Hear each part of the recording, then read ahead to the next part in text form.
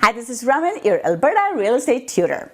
Today we'll take a look at the best way to study for your Alberta real estate exam. So let's go on to the lesson. Let's take a look at how to study for your Alberta real estate exam. First thing you want to do when it comes to studying for the exam is to understand the exam format. So this step is very important because it will help you become more efficient when you go to study for your exam.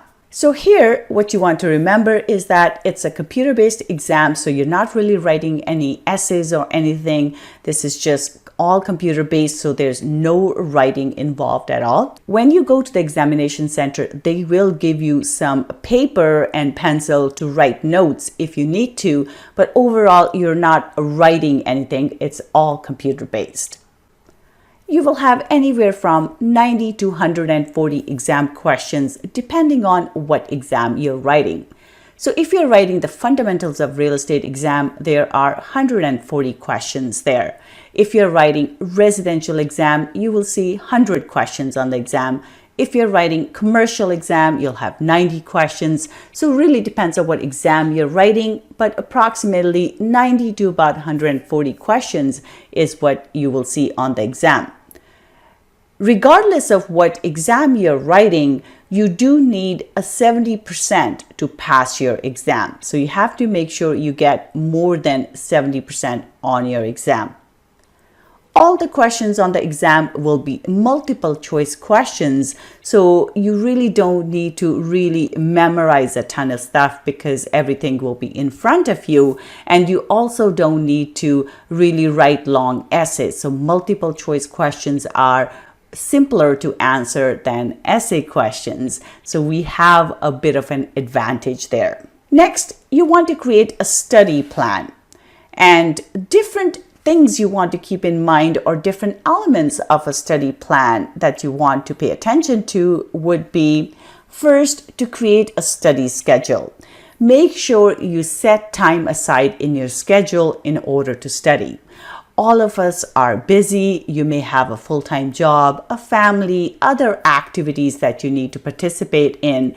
So make sure you do set aside a certain amount of time, whether that's every evening or it's on the weekends, but make sure you set aside time that is in your calendar in order to study. If you don't put it in your calendar, you are likely not going to study. This is what I have learned from helping a lot of students go through the exams. So you want to make sure you schedule the time in your calendar so you know whether that's every weekend or every day, you have time that's set aside to study. Otherwise, you will run out of time at the end and you'll be scrambling to study or go through all the material at the very end, and then it becomes very difficult to do. Make sure you create a study schedule and you stick to it. Next one is make sure you break down this goal of passing the exam into smaller steps. So you want to look at how many units you have and how much time you're going to spend per unit in order to do this, in order to finish all the material. Again, if you leave it all to the end, it will become very difficult to cram everything. You will not understand the concepts and you'll be trying to memorize stuff. So we do not want to be in that situation. Or I have found that people run out of time and then they have to pay again to take the course. So you don't want to do that. In order to avoid that type of stuff, you just want to make sure that you break it down into smaller steps. You look at how many units you have to cover and then schedule time in your calendar in order to do this. Next one is set realistic goals. So if you think you can go through the entire unit in a day, that will be really hard to do. So it's best to, again, break it down into smaller chunks and make sure you're setting realistic goals for yourself in order to achieve this. Next thing you want to do is to make sure you understand the marks distribution. All the units are not weighted equally. Some of the units will have very small percentage of marks on the exam. Others will be really heavy units where you have a ton of stuff to study. So I highly recommend before you start studying, you look at your mark distribution. You'll find this in your textbook. So go through the exam distribution and then look at how much time you need to put towards each unit. So for example, in the Fundamentals of Real Estate exam, the first unit is only worth 3 marks. That means that that is not a priority. We need to prioritize the stuff that is weighted heavier. So make sure you look at your exam distribution and you're allocating appropriate amount of time to each unit based on the percentage weightage it is allocated in the exam. Next, you want to make sure you understand the concepts. It is not important to memorize everything. It is a multiple choice exam, so we don't really need to memorize everything because things will be in front of us. They will ask us a question and the options will be in front of us. But what we do want to do is understand the key concepts, because once you understand the key concepts, you will have a much easier time in answering the questions instead of trying to memorize everything. So make sure you understand the concepts and kind of stay away from trying to memorize stuff. There are a couple of different types of questions that you will see on the exam. Most of the exam will be around situational questions, also called scenario type questions, where they will give you a scenario and then based on that, you will have to answer the question. This is where your understanding of the concept really pays off. Once you understand the concept, you can then look at your scenario and extract the key element from that. So all the names and places don't really make that much of a difference, but go to the heart of the problem, look at what exactly are they asking you. Don't get lost in the names and the scenario, but look at the heart of the problem and answer that question. So scenario questions are very important. They make a big part of the exam, so you need to be able to answer these questions. So how do you prepare yourself for the scenario questions?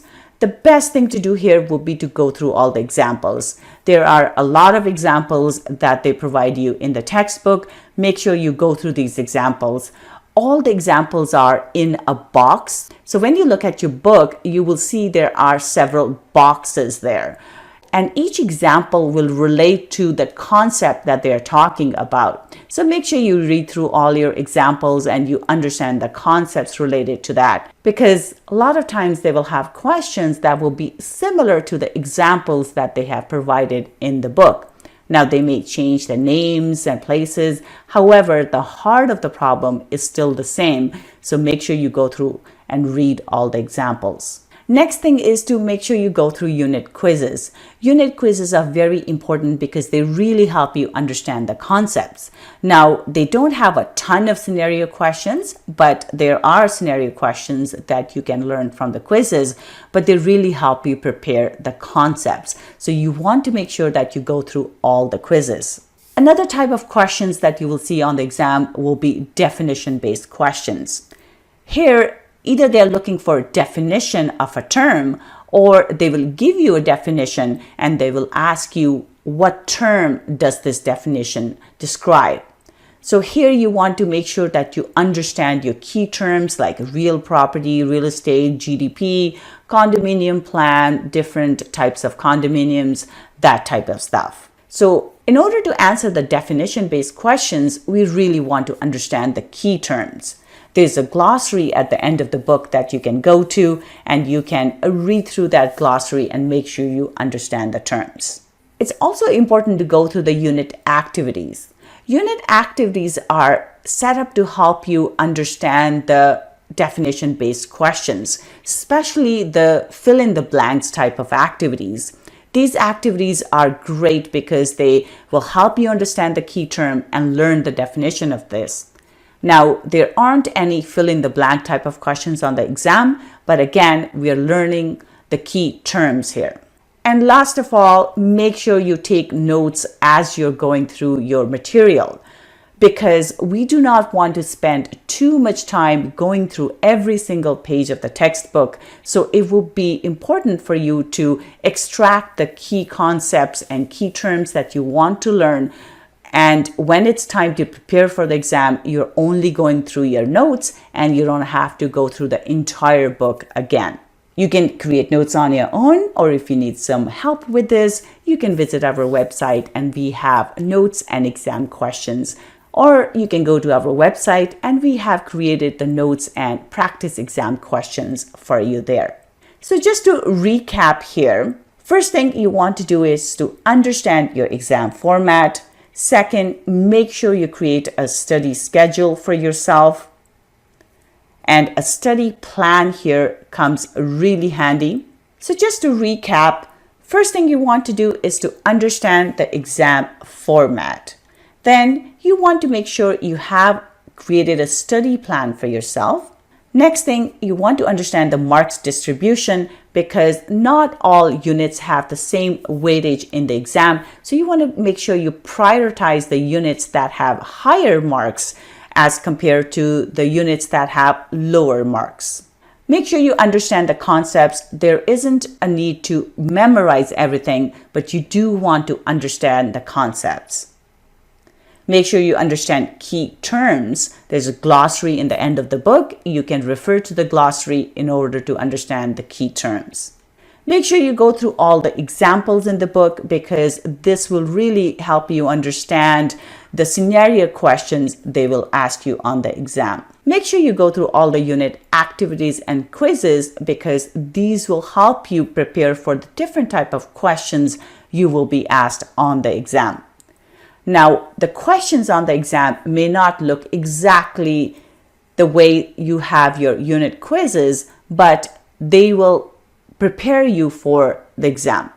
And last but not least, make sure you take notes while you're studying because at the end, when you're ready to write your exam, you do not want to have to go through the entire textbook so you can brush up on the important concepts and you're ready to write your exam. Thank you so much for joining me today. I hope you enjoyed this episode.